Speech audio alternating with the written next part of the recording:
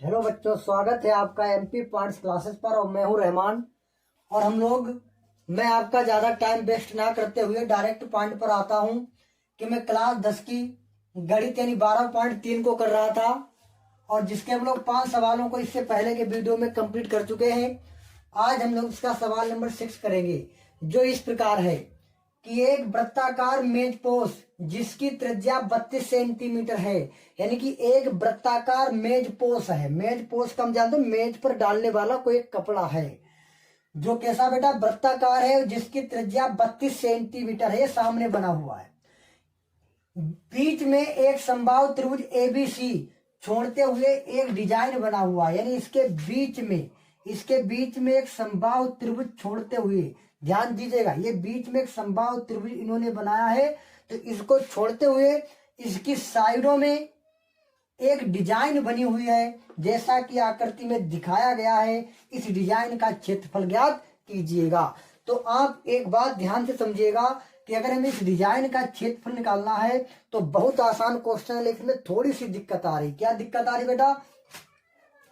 कि हम इस पूरे वृत्त का निकाल लें, और पूरे वृत्त का निकालने के बाद उसमें से समबाहु त्रिभुज का माइनस कर दें, तो ये डिजाइन जो बनी हुई है यही तो हमारे पास रह जाएगा।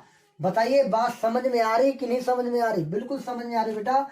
यानी हम पूरे वृत्त का निकाल लें और इस समबाहु त्रिभुज का निकाल लें, और इस वृत्त में से समबाहु त्रिभुज को माइनस कर दें, तो बचा हुआ डिजाइन वाला क्षेत्र जो है ये हमारा रह जाएगा। लेकिन इसको निकालने के लिए हमें वृत्त की त्रिज्या होनी चाहिए, तो वृत्त की त्रिज्या तो हमारे पास है।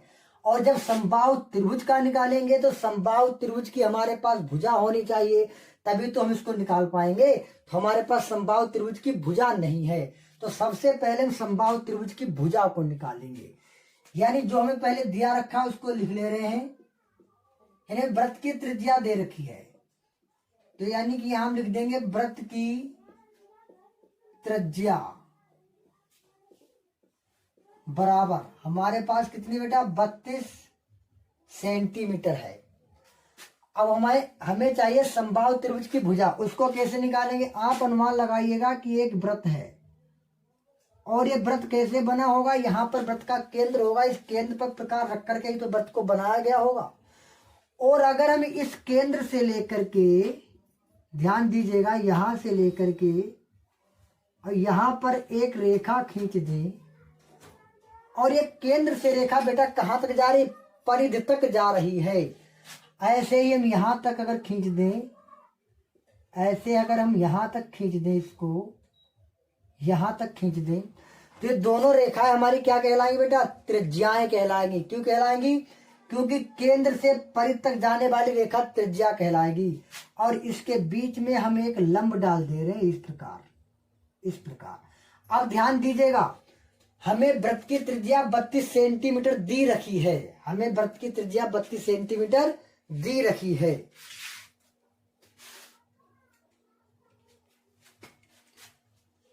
सॉरी बेटा, थोड़ी प्रॉब्लम थी। हाँ, क्या बता रहे थे हम? कि यहां यानी केंद्र से लेकर के और इस परिधि तक की रेखा को हम लोग क्या कहते हैं? त्रिज्या कहते हैं। और इसकी त्रिज्या हमें ये 32 सेंटीमीटर दी रखी है। ध्यान दीजिएगा, ये भी 32 है और ये भी 32 है। अगर हम किसी तरह अब इसका यानी इसकी हेल्प लेकर के हम लोग समबाहु त्रिभुज की भुजा को निकालेंगे, तो आप ध्यान दीजिएगा, अगर ये भुजा लंब है तो आपको पता होगा यहाँ पर कोण जो बनेगा वो 90 डिग्री का बनेगा। यानी आप ध्यान समझिएगा, हम जो बनाने जा रहे हैं इतने भाग पर आप ध्यान दीजिएगा।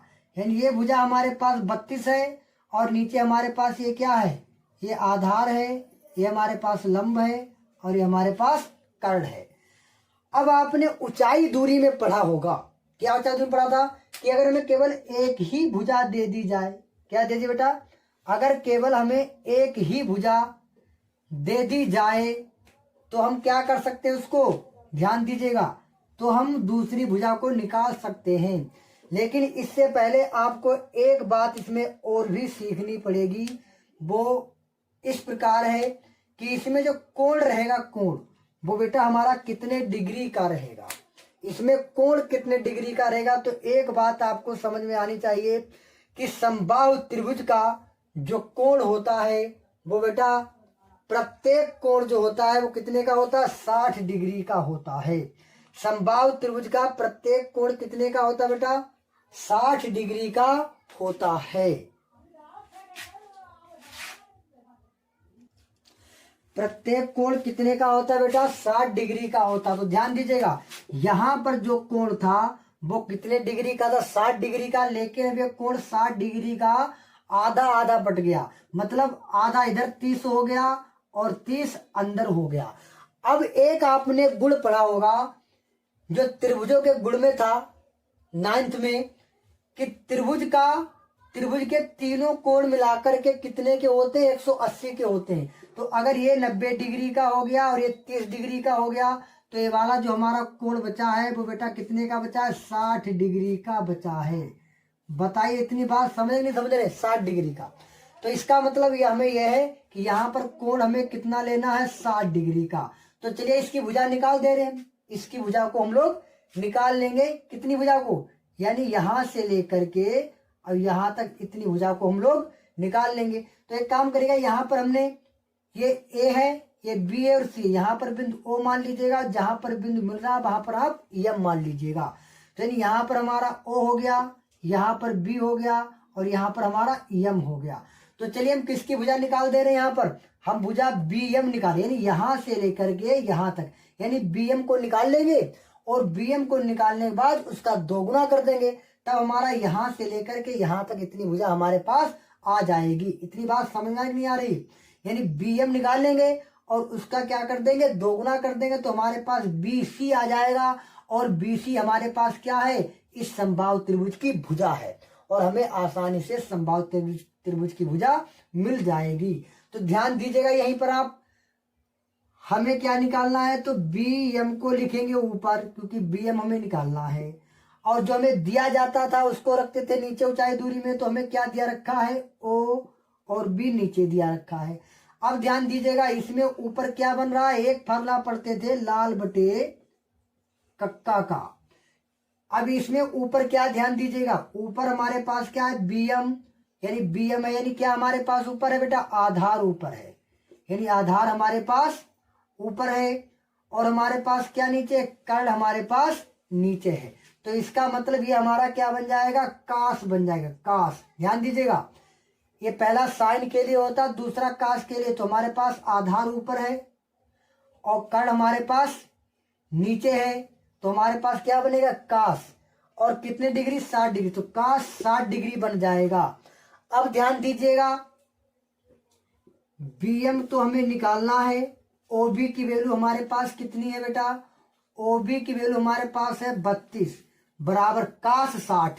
और कास 60 की कितनी वैल्यू है, कास 60 की वैल्यू होती है बेटा √3/2। अब ध्यान दीजिएगा यानी बी एम बराबर 32 ऊपर पहुंच जाएगा क्रॉसिंग गुणा में, तो ये हो जाएगा 32 और √3 और बटे में हो जाएगा 2 से काट देंगे तो ये हमारे पास हो जाएगा बी एम बराबर कितना आ जाएगा, 16 दूनी 32 यानी 16√3। बताइए इतनी बात समझ में आई कि नहीं समझ में आई, यानी बी से लेकर के एम तक हमें मिल गया 16√3। तो यहां पर हम क्या लिखेंगे, समबाहु त्रिभुज की भुजा बराबर क्या बन जाएगी, 2 गुणे बी एम। क्यों, क्योंकि ये यहां से देखिए जब ये केंद्र से रेखा इस पर पड़ी है तो इससे बात तो सिद्ध होती है बेटा कि यहां से लेकर के यहां तक जो है यानी बी एम बी सी को ये आधे आधे भाग में बांट रहा है। तो हमने इसका आधा भाग निकाल लिया 16√3, तो यानी बी से लेकर सी तक क्या हो जाएगा, 2 गुना हो जाएगा और यही हमारी भुजा है समबाहु त्रिभुज की। तो यानी हमारे पास क्या है 2 गुणे और बी एम की वैल्यू कितनी है 16√3, मतलब 16 दूनी 32√3। यानी अब हमारे पास 16√3 32, 16 दूनी 32√3 और सेंटीमीटर, यानी कि अब हमारे पास सब कुछ है। यानी हमारे पास वृत्त की त्रिज्या भी है और हमारे पास समबाहु त्रिभुज की भुजा भी है। आप ध्यान दीजिएगा, आपको बेटा कंफ्यूज नहीं होना, ध्यान दीजिएगा। यानी जब हमने केंद्र से यहाँ तक डाल दिया है तो हमारी त्रिज्या हो गई। और हम लोगों ने ऊंचाई दूरी में सब कुछ पढ़ा था। क्या पढ़ा था कि अगर हमें एक भुजा दी जाए तो हम दूसरी भुजा को आसानी से निकाल सकते हैं। कैसे निकाल सकते हैं? ऊंचाई दूरी के मेथड से। तो हमें बीएम निकालना था, इसको हमने इतना पार्ट अलग बना दिया। तो हमें बीएम निकालना था तो हमने बीएम को ऊपर लिखा, और हमें बी यानी ओबी दिया रखा था उसको नीचे लिखेंगे। और इस हिसाब से जब आधार ऊपर हो गया और कर्ण नीचे हो गया तो इस स्थिति में क्या आता था? आधार बटे कर्ण यानी काश आता था, तभी काश 60 लिख दिया। अब क्या काम करेंगे? बीएम को हमने बेहतर लिया और 32 भेज दिया। तो यानी हमारा बीएम की जो वैल्यू आई है वो 16√3 आ गई। लेकिन ये तो आधी भुजा है समबाहु की, लेकिन हमें चाहिए क्या है? हमें चाहिए इसकी पूरी भुजा। तो पूरी भुजा इसकी दोगुनी है, तो यानी क्या हो जाएगा हमारा 16 दूनी 32, 2 से गुणा कर देंगे, हमारे पास पूरी समबाहु त्रिभुज की भुजा आ गई। अब हम निकालेंगे बेटा छायांकित भाग का क्षेत्रफल। छायांकित भाग का